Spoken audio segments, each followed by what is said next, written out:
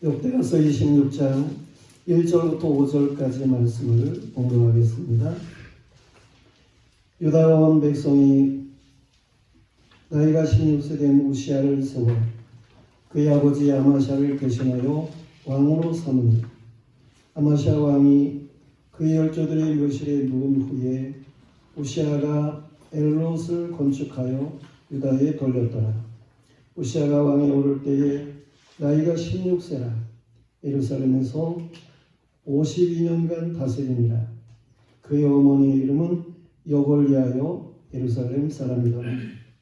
우시아가 그의 아버지 아마샤의 모든 행위대로 여호와 보시기에 정직하게 행하며 하나님의 묵시를 밝게 하는 스가랴가 사는 날에 하나님을 찾았고 그가 여호와를 찾을 동안에는 하나님이 형통하게 하셨더라.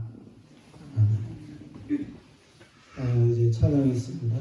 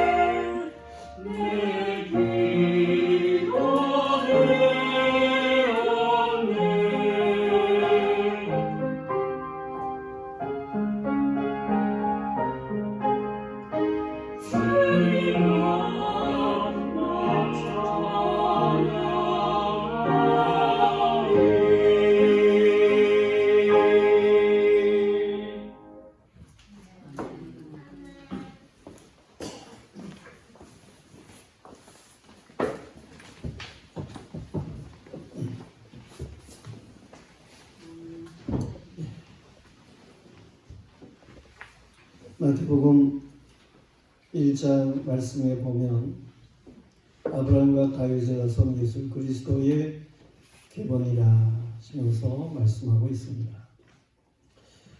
그런데 아브라함부터 다윗까지 쭉 계보가 말씀되고 있고, 그리고 이제 다윗부터 왕의 예보들이 쭉 말씀되고 있는데 1장 8절 말씀에 가보면 거기에 아사는 여호사밧을 낳고 여호사밧은 요람을 낳고 요람은 우시야를 낳고 라고 기록이 되어 있습니다. 그런데 그 기록 가운데에 빠진 유다의 왕들이 세 사람이 있습니다. 그들은 요람의 아들 아하시야, 그리고 아하시아의 아들 요아스, 요아스의 아들 아마샤, 이렇게 세 왕이 빠졌어요. 요람 그 이후에 세 왕이 빠지고 요람에서 바로 우시야로 이렇게 넘어가는 그러한 내용으로 되어 있다는 말씀이에요. 그 이유가 무엇인가 하는 거예요. 당시에 북쪽 이스라엘 나라, 남쪽 유다 나라 이렇게 나뉘어져 있었는데 북쪽의 이스라엘에는 아합이 왕이었었죠.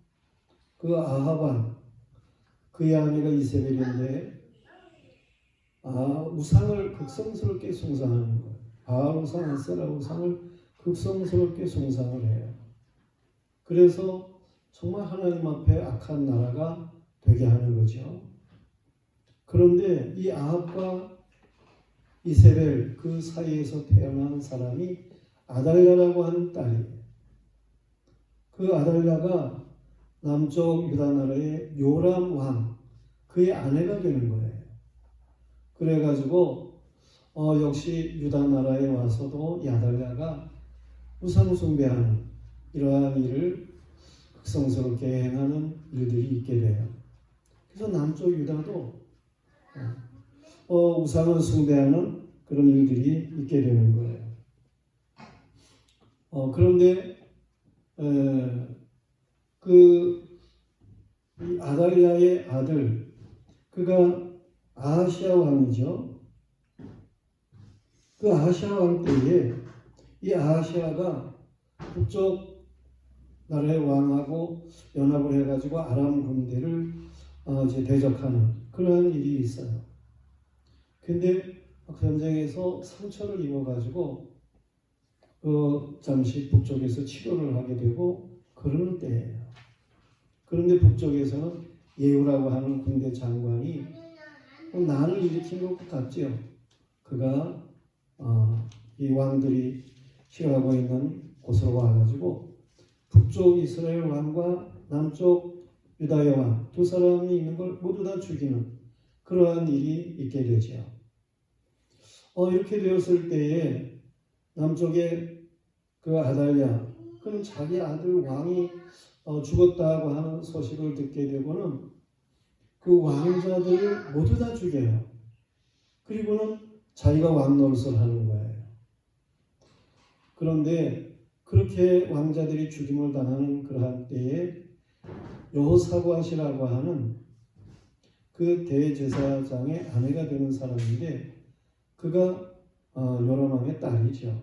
그런데 그 아달랴가 왕자들을 다 죽이는 그러한 일이 있게 될 때에 그때에 요아스라고 하는 아주 간 태어난 아기예요.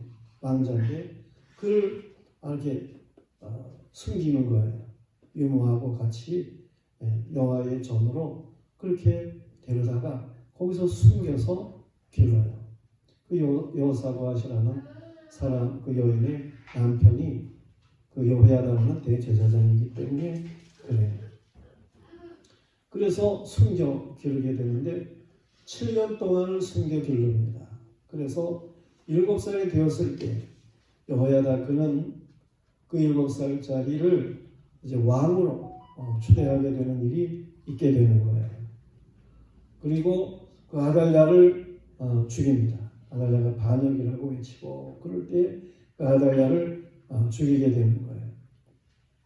그래서 아하시아는 아달랴의 아들이니까 그 우상 숭배하고 북쪽과 친밀하게 그렇게 관계를 가지면서 패역한 왕이었고, 이제 아주 구사일생으로 살아가지고 왕이 된 요아스, 그도 역시 뭐 온전치 못해요.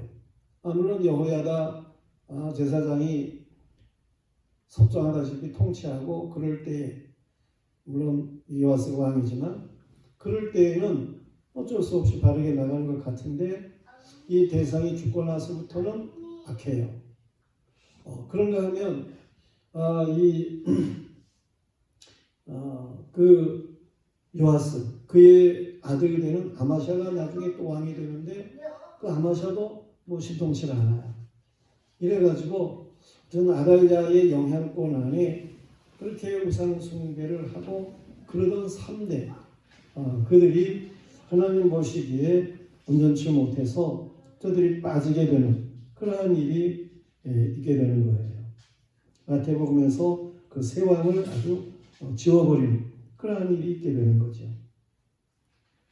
그래서 마태복음 1장 계보에는 아브라함부터 다윗까지 14대, 다윗부터 바벨론으로 이제 유다 나라가 포로되어 갈 때 그때까지가 14대, 포로 생활하는 그런 때부터 귀환하게 되는 그런 때까지가 14대, 그리스도까지가 14대, 이래가지고 14대식으로 이렇게 구분이 되는데, 그 이제 7배수로 그렇게 해서 14대를 채우기, 완전 숫자인 7로 해가지고 그런 하나님의 원하시는 그런 계례 안에 거기에 세 왕이 빠졌다, 그런 얘기입니다.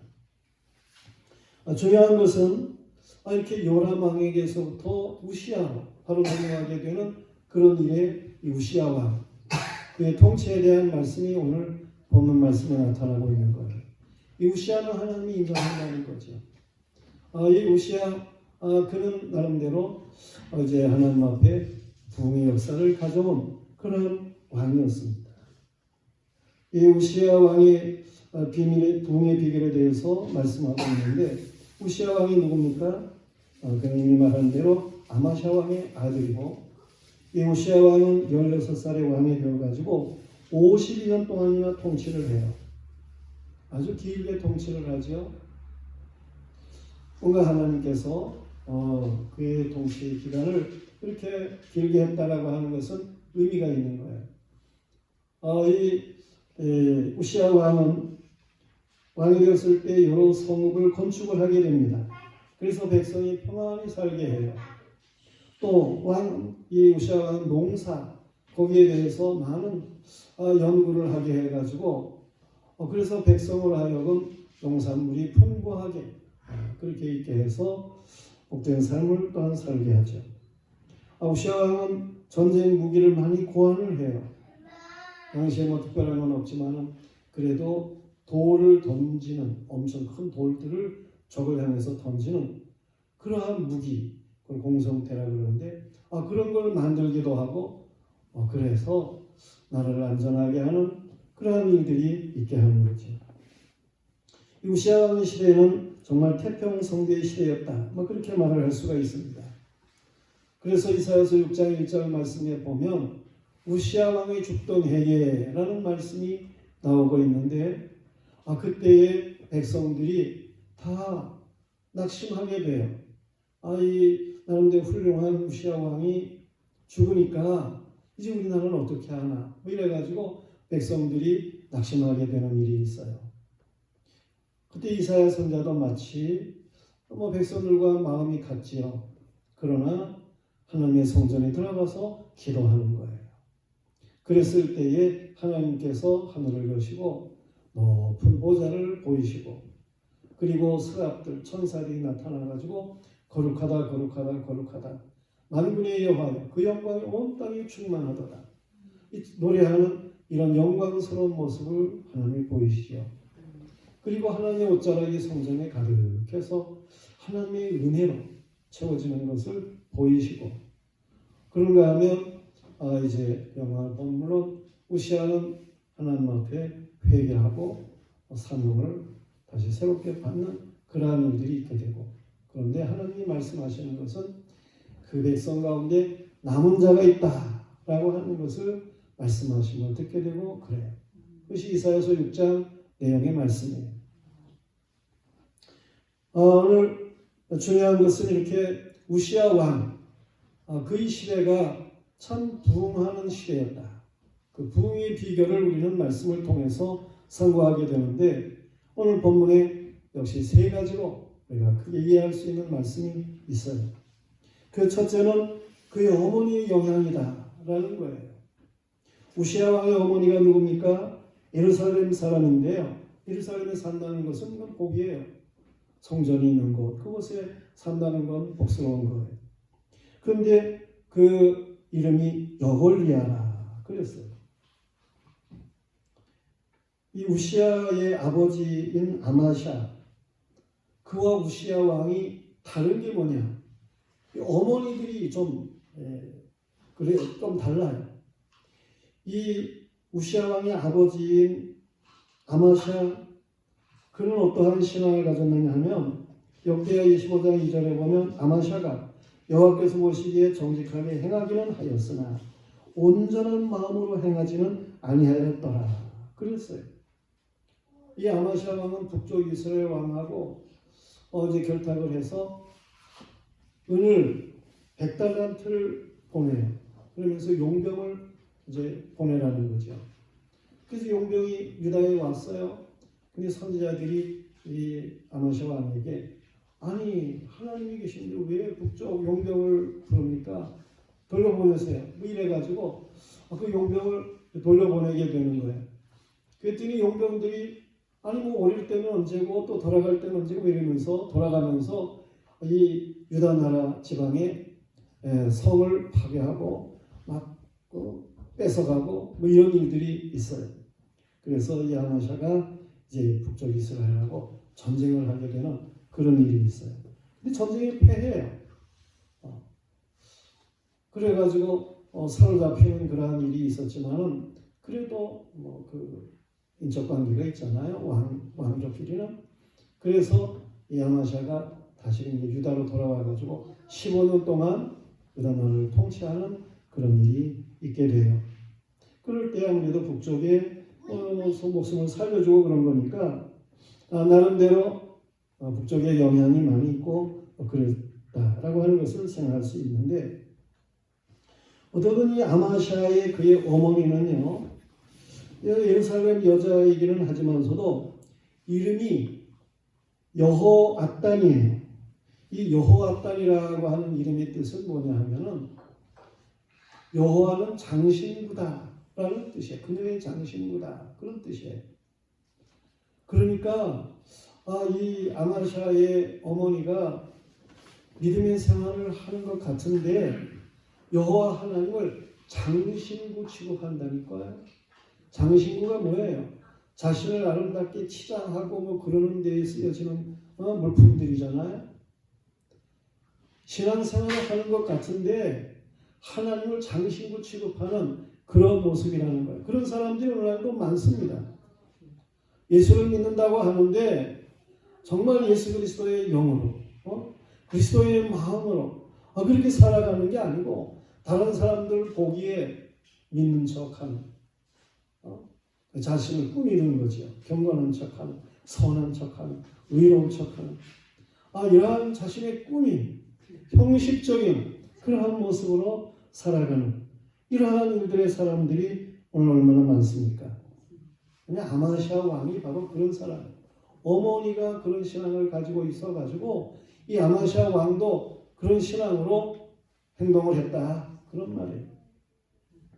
그런데 이 우시아 왕의 어머니는 예루살렘 여자인 것 같고 그 이름이 여골리아라고 하는 거예요. 이 여골리아라고 하는 이름의 뜻은 뭐냐면 여호와는 우세하시다는 거예요. 아주 대단하시다는 거예요. 최고라는 거죠. 여호와는 최고이시다, 우세하시다. 뭐 그런 의미예요. 아니, 이름은 그냥 나오는 게 아니에요. 그런 의미로 신앙생활을 했기 때문에 그런 이름으로 불려지고 그러는 거예요. 이 우시아 왕의 어머니가 그렇게 신앙이 좋기 때문에 우시아도 그 영향을 받았다. 그런 말이에요. 모든 훌륭한 사람에게는 일반적으로 훌륭한 어머니가 계셔요. 그렇지 않은 경우도 때로 있지만 일반적으로 보면 훌륭한 사람에게는 훌륭한 어머니가 계셔요. 우리가 일반적으로 훌륭한 어머니에 대한 이야기를 하게 될 때에 누구에 대해서 얘기를 합니까? 맹모 삼천지교라고 하는 말을 우리는 사용하게 되죠. 맹자의 어머니가 맹자를 교육시키기 위해서 3번 이사를 했다. 뭐 그런 거 아닙니까? 일반적으로 한석봉 어머니 이런 많은 사람들이 있어요. 근데 성경에 보면은 역시 훌륭한 어머니가 계셔가지고 훌륭한 신앙으로 그렇게 그 시대에 빛났던 그런 사람들을 잘 말씀해주고 있는데 사무엘 같은 사람 그 보면은 그의 어머니 한나지요. 그가 서원에서 그를 낳았어요. 그런데 젖을때자마자 그 어린 아기 사무엘을 하나님의 전에 거기 갔다가 거기서 기르게 하는 거예요.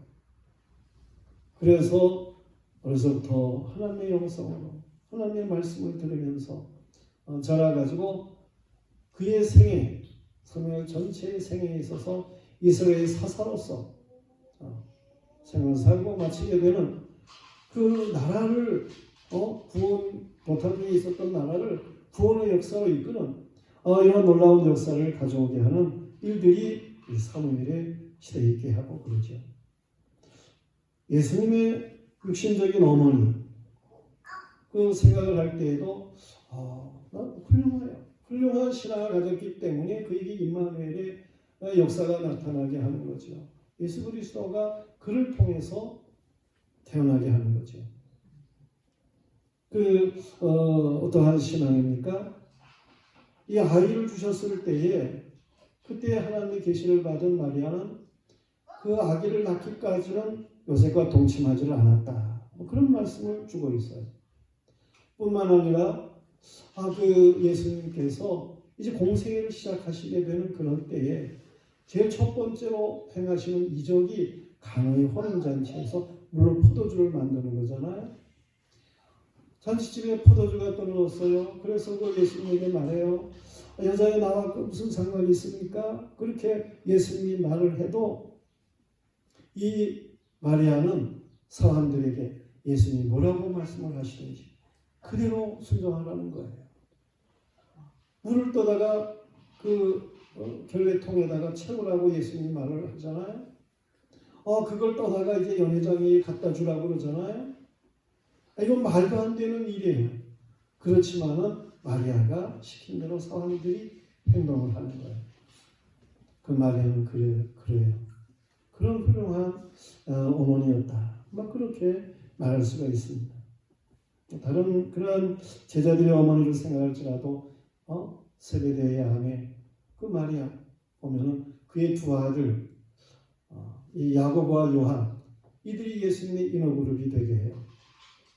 그 여인에게는 어떤 신앙이 있었어요?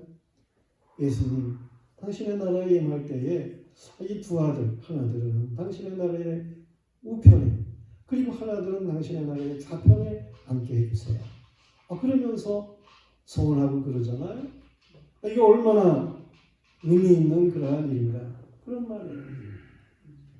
그 외에도 우리는 훌륭한 신앙의 디모데 같은 경우를 보면은 그에게 거짓이 없는 신앙이 있었는데 이게 다 그의 외할머니 로이스 그에게로부터 그리고 그의 디모데의 어머니 유니게 그에게로부터 그 신앙으로부터 이 디모데도 역시 훌륭한 거짓이 없는 신앙을 가지게 되었다. 그렇게 말씀되고 있어요. 이처럼 어머니들의 영향력의 증거는 이루 헤아릴 수 없죠. 그런데 우시아 왕이 바로 그 훌륭한 어머니 여호와는 우세하시다. 이러한 신앙의 어머니를 이렇게 모시고 계셨다는 거예요. 성도들이요. 우리가 자녀들의 문제를 두고 누구의 탓을 할 일이 아니지요. 부모로서의 바른 자세가 중요한 것이죠. 특히 모성애가 크게 영향을 미치기에 어머니들의 자세가 중요하다라고 하는 것입니다. 아마시아 왕의 어머니가 신앙을 장신구 정도로 가졌기에 아마시아 왕이 믿음이 그렇게 현찮았던 것처럼 우시아 왕의 어머니의 신앙이 그렇게 훌륭했기 때문에 그의 아들이 부흥의 비결을 가졌던 것처럼 우리는 부모로서의 역할을 잘 감당할 수 있어야 되고 또 부모의 좋은 영향을 잘 받을 수 있는 그런 사람들이 되어야 된다는 거예요. 잠언서 1장 8절에 보면 내 아들아 내 아비의 훈계를 들으며 내 어미의 법을 떠나지 말라 그랬어요. 잠언 31장에 보면은 르무엘 왕을 솔로몬이라고 생각할 수 있는데 르무엘 왕을 교훈하는 그의 어머니의 훈계가 거기에 잘 나타나고 있어요. 이 말씀이 아들의 가정을 행복하게 만드는 그런 일인 것을 말씀하고 있어요. 그래요. 정말 훌륭한 신앙의 어머니 그의 그 훈계를 따라서 훌륭한 신앙을 가지고 살아가게 되면 그러면 행복한 삶을 살도록 되어 있어요. 이 잠언 31장 말씀을 가지고 책을 쓴 분이 계시잖아요. 물론 자기의 삶을 그렇게 썼어요. 미국의 제니교포인 티움 하스라고 하는 분이 P31이라고 하는 책을 썼는데 그의 성공담이죠. 잠언 31장 말씀을 가지고 살았더니 하나님이 이렇게 복을 주셨다. 그는 오바마 대통령 때에 그 건축의 자문위원으로 그렇게 오바마 대통령과 동행한 그런 사람이잖아요. 이 잠언 31장 이 부모의 말씀에 행복이 있다라고 하는 사실을 잘 보여주는 그러한 내용인 것입니다. 우리는 모두가 다 이 잠언 31장 이 가정의 행복이 우리 모두에게 충만하기를 축원합니다. 말씀대로 살면 그런 복이 된다. 그런 말씀이에요. 부모의 영향이 크다 그런 얘기죠. 그런가 하면 두 번째로는 스가랴 선지자의 영향을 받습니다. 우시아 왕의 시대에 스가랴 선지자가 있었어요. 이 스가랴라고 하는 선지자가 많습니다. 그런데 보면은 제사장 여호야다의 아들이 스가랴였어요. 제사장 여호야다가 130에 죽은 후에 여호야다의 때에 부사일생으로 살아서 왕이 된 이 요아스 왕이 이 여호야다의 은혜를 배반해요. 어떻게 배반하느냐 하면은 역대하서 24장 17절 18절 말씀에 보면은 여호야다가 죽은 후에 유다 방백들이 와서 왕에게 절하매 왕이 그 말을 듣고 그의 조상들의 하나님 여호와의 전을 버리고 아세라 목상과 우상을 섬겼으므로 그 죄로 말미암아 진노가 유다와 예루살렘에 임하니라 그랬어요. 바르게 살지를 못했다는 거죠. 요아스 왕이. 그랬을 때에 여호와의 영이 감동을 받은 그러한 스가랴라고 하는 선지자가 있는데 그가 누구냐면 여호야다의 아들이에요. 여호야다 제사장의 아들이 스가랴. 그가 여호와의 영으로 감동을 받고 충만해가지고 그가 왕에게 와가지고 말을 하는 거예요. 너희가 어찌하여 여호와의 명령을 거역하여 스스로 형통하지 못하게 하느냐? 너희가 여호와를 버렸으므로 여호와께서 너희를 버리셨느니라. 그렇게 말을 하게 되는 거예요. 그랬을 때 그 말을 들은 무리가 좋지 않게 생각을 하게 되고 그리고 왕을 이렇게 꼬드겨 가지고 이 스가랴를 쳐 죽이는 거예요. 그러니까 요아스 왕이 그 자신이 은혜를 입은 여호야다 그의 은혜를 배반하고 그의 아들 스가랴를 갖다가 여호야다의 아들 스가랴를 죽였다. 그런 말씀이에요. 이런 일이 있은 지 1년 후에 아람 군대의 침략을 받아 싸우던 요아스가 부상을 당하고 신하들의 반역으로 죽임을 당하게 되고 그러는 거예요. 그 다음에 아마샤가 왕이 되어가지고 29년을 통치하는 거예요. 이 아마샤 왕이 죽고 그 다음에 우시야 왕이 이제 왕이 되는 거예요. 근데 이 우시야 왕이 때에 스가랴라고 하는 그러한 사람이 또 있게 되는데 그에게 하나님께서는 하나님의 묵시를 갖다가 충만하게 했어요. 하나님의 영으로 충만하게 했다는 거예요. 하나님의 말씀으로 충만하게 하였다는 거예요. 그래가지고 우시야 왕의 때에 이 스가랴가 우시야 왕에게 말을 하게 되는 거예요. 그랬더니 우시야 왕은 그 스가랴의 말을 잘 들었다. 그런 말씀입니다. 우연의 일치라고 말할 수 있지만서도 여호와께서 제사장 여호야다에게 은혜를 입은 요아스가 죽인 여호야다 아들 스가랴와 동일한 이름의 이 스가랴라고 하는 이름의 사람을 우시야 시대에 두어가지고 그래서 그 묵시를 충만하게 했다. 뭐 특별한 의미가 있는 거예요. 스가랴라고 하는 이름의 뜻이 뭡니까? 여호와께서 기억하신다 라는 뜻이에요. 성도들이요, 새로운 스가랴 선지자를 두신 여호와의 뜻을 이해하시기를 바랍니다. 여호와의 전에 있었던 모든 일을 이걸 하나님께서는 기억하시는 거예요. 그리고 그 백성들이 여호와께서 전에 행하신 그 모든 일을 기억하기를 원하시는 거예요. 우리도 여호와께서 전에 행하신 일들을 기억하며 살아갈 수 있어야 되는 거예요. 우시야 왕은 여호와의 묵시가 충만한 스가랴를 따르는 거죠. 하나님의 말씀은 언제든지 같아요. 이전 스가랴 시대나 이후의 스가랴 시대나 하나님께서 기억하게 하고자 하는 말씀의 뜻은 같아요. 전에 스가랴가 우리가 여호와를 버렸으므로 여호와께서도 우리를 버리셨다, 그렇게 말한 것과 같이 나중에 스가랴도 그렇게 그런 의미로 말을 하게 되는 거예요. 하나님의 말씀을 붙잡아라. 하나님을 온전히 찾아라. 하나님의 뜻대로 살아라. 그래서 우시야 왕은 하나님의 행하신 일을 기억하고 묵시가 충만한 스가랴의 말을 따라서 살았기에 부응했다는 거예요. 우리는 여호와의 묵시를 밝게 하는 선자를 따라서 온전한 믿음으로 살아야 하는 것입니다. 잠언 29장 18절 말씀에 보면 묵시가 없으면 백성이 방자에 행하거니와 율법을 지키는 자는 복이 있느니라 그랬습니다. 하나님이 묵시로 충만케 하고 그래서 말하게 하는 이러한 말씀을 듣고 또 여러분 자체가 성령 충만해가지고 하나님의 이 계시의 말씀, 묵시의 말씀 이것을 상고하고 이 말씀을 간직하고 살아가고 그러면 여러분의 삶에 부흥의 역사가 일어나도록 되어 있는 거예요. 여호와의 묵시로 충만한 하나님의 사람 되기를 축원합니다. 그런가 하면 세 번째로 이 우시야 왕은 여호와를 찾는 영향을 입게 되는 거예요. 5절 말씀에 보면 그가 여호와를 찾는 동안에는 하나님이 형통하게 하셨더라 그랬습니다.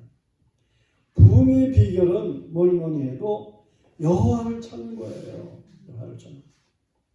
우리도 그렇잖아요. 누구를 만나느냐, 무엇을 찾았느냐, 무엇을 찾아 만나느냐, 이런 것 때문에 이런 것으로 인해 가지고 우리의 인격이라고 하는 것을 생각할 수 있죠. 누구를 만나는지 만나는 사람 보면은 그 사람을 알 수 있어요. 무엇에 마음을 두고 찾으려고 하는지 그것을 보면은 그 사람을 알 수 있는 거예요. 훌륭한 사람을 만나게 되면 그렇게 변하도록 되어 있어요.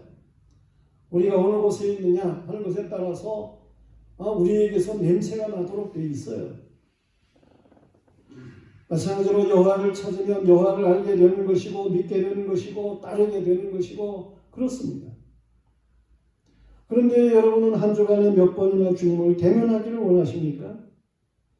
몇 번을 하나님과 대화를 하고 주님과 무슨 대화를 하고 살아가십니까?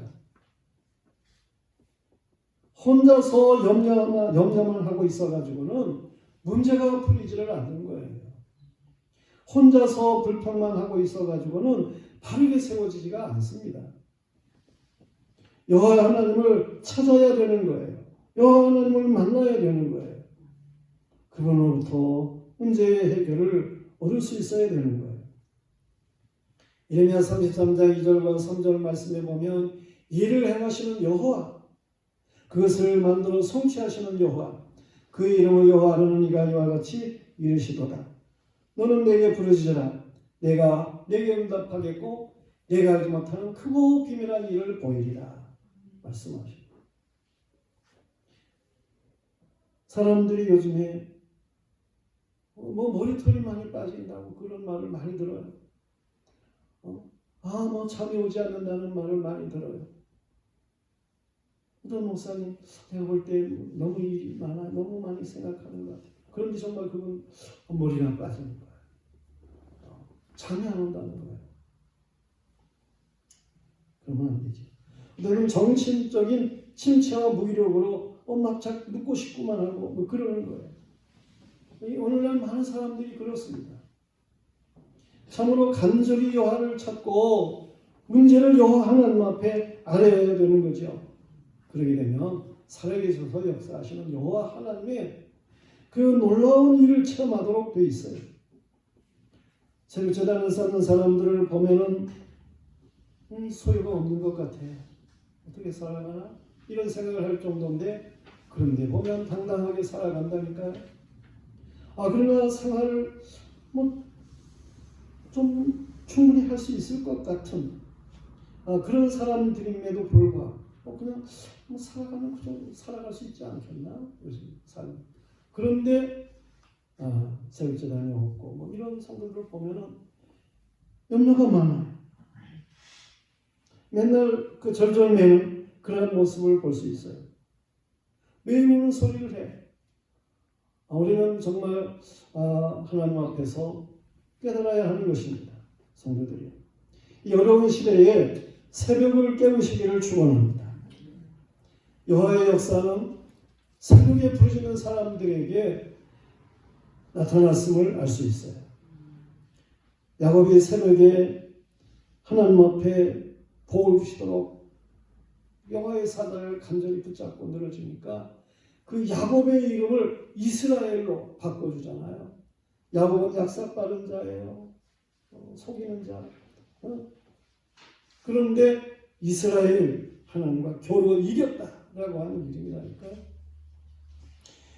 베드로가 새벽에 주님을 그 전에 3번이나 부인했는데 새벽에 닭소리를 듣게 돼요. 새벽.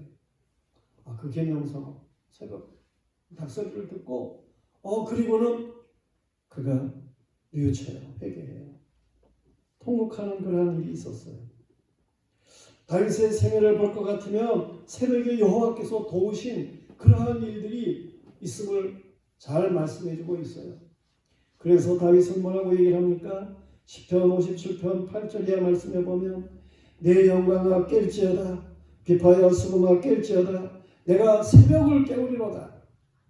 주여 내가 만민 중에 주께 감사하오며 문나라 중에서 주를 찬송하리이다. 무릇 주의 인자는 커서 하늘에 미치고 주의 증은 궁창에 일어나이다. 그랬어요.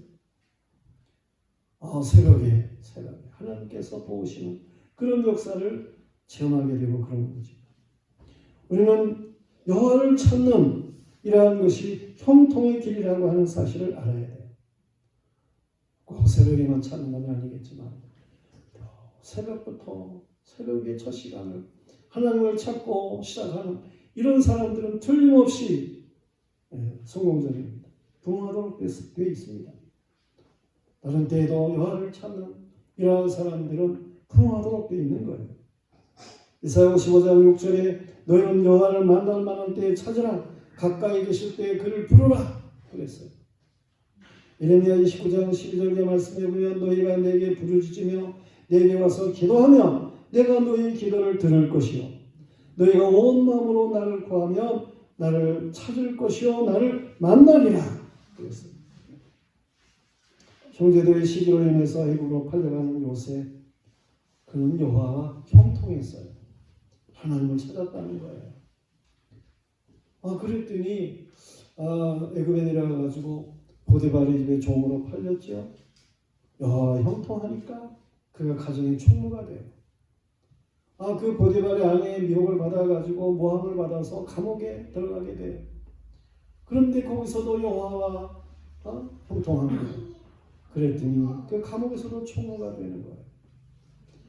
그렇게 하나님과 형통한 자의 삶을 살았더니 그 애굽의 바로 왕의 꿈을 해석하게 되고 하나님의 꿈을 해석하도록 해주셔서 그래가지고 애굽의 국무총리가 되는 거 아닙니까?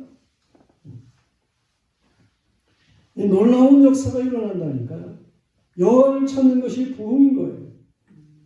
우리는 이 부흥의 비결을 바로 알고 살아갈 수 있어야 하는 것입니다. 우시아 왕은 어머니의 신앙을 본받고 스가랴 선지자의 묵시를 따르고 여호와를 찾음으로 부흥에서 강성했어요. 몽을 탓하는 사람이 있을 수 있겠어요? 부흥사람을 만나서 그럴 수 있다. 그런데 그 영향은 그건 그렇게 큰 거는 아니에요. 그보다 더 큰 영향은 이 하나님의 묵시의 말씀을 따라 살아가는 영향, 이것이 어머니의 영향보다 더 커요. 이 묵시를 이렇게 듣고 그리고 살아가는 영향, 이것보다 더 큰 거는 정말 여호와를 찾음으로 인해 가지고 주어지는 그러한 영향인 거예요. 우리는 하나님 앞에서 이 놀라운 부흥의 영향들을 바르게 감당하며 살아갈 수 있어야 하는 것입니다. 우시아 그는 아론 부흥의 비결을 가지고 정말 나라가 강성하게 되었어요. 그런데 그랬을 때에 그는 이제 자신이 여호와의 성전에 들어가가지고 하나님 앞에 직접 분향을 하겠다는 거예요. 그건 제사장이 하는 일이거든요. 근데 자신이 하겠다고 해요. 이게 신앙적인 열성인가? 아니면 교만인가? 근데 그건 교만이에요. 하나님께서 그는 왕이 되게 했지 제사장이 되게 한 건 아니에요. 그런데 교만하게 다른 사람이 하는 걸 자기가 하겠다고 이래가지고 억지를 부리고 행하다가 하나님이 그 즉시로 나병이 들게 했어요. 그 성전에 안에서. 그래가지고 사람들이 그 나병 드니까 내쫓았지요. 그래 왕궁의 미실에 가가지고 거기서 죽을 때까지 살았다니까요. 죽기 전에 이제 그의 아들이 대신 왕노릇을 하게 되고 그랬지만서도 어쨌든 간에 그 나병이 들어가지고 교만하니까 나병이 들어서 고생을 하게 되고 그러다 죽어요. 섰다고 할 때 물론 조심해야 되고 그렇다는 말씀이에요. 그러나 중요한 것은 그 이전에 우시아 왕이 부흥의 비결을 따라 삶으로 인해 가지고 나라를 강성하게 한 이러한 일들은 우리에게 있어서 참으로 크게 교훈되는 그러한 내용의 말씀이다. 그건 사실입니다. 우리는 이 귀한 영향들을 온전하게 감당할 수 있는 그런 복스러운 믿음의 사람들로 살아야 되겠습니다. 기도하겠습니다. 하나님 아버지, 하나님께서 우리에게도 좋은 부모들을 두시고 또한 좋은 묵시의 말씀을 들을 수 있게 하시고 깨닫게 하시고 역사하시는 것을 감사합니다. 하나님 우리의 삶에 여호와를 찾는 이러한 삶이 충만해야 되겠습니다. 주여 우리에게 성령 충만함을 주시고 기도의 영을 더하여 주시옵시고 정말 보다도 간절히 하나님을 찾는 이러한 신앙의 열심의 사람들에게 주시고 그래서 하나님이 예배하신 것, 그 귀한 부흥의 복스러운 것들 이것들을 다 간직할 수 있는 이런 하나님의 사람들에게 하여 주시옵소서. 우리를 온전히 깨닫고 살아가도록 힘주옵소서. 예수님 이름 받들어 기도드리옵나이다.